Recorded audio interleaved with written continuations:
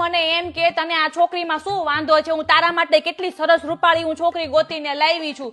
બોલો બેન, હું સાતગામ ફરીને ત્યારે મને આવી રૂપાળી છોકરી મળી, પણ આના નાટક તો જોવો. મન કાલ શું કે ખબર છે મમ્મી, કે મને છોકરી તો એવી જોઈએ કે લિવિંગ રૂમમાં બેઠી હોય ને કે શ્રીદેવી લાગવી જોઈએ, અને કે બેડરૂમમાં બેઠી હોય ને કે માધુરી દીક્ષિત. મોઢું તો માલ પવા માંગે છે. હજી તો ઘરના બધા લોકેશન તો બાકી રહી ગયા. નાના બોલ બોલ, સંડાસ બાથરૂમ બાકી રહી ગયું, ગલેરી બાકી રહી ગઈ, રસોડું બાકી રહી ગયું, ઓલો ખૂણો બાકી રહી ગયો.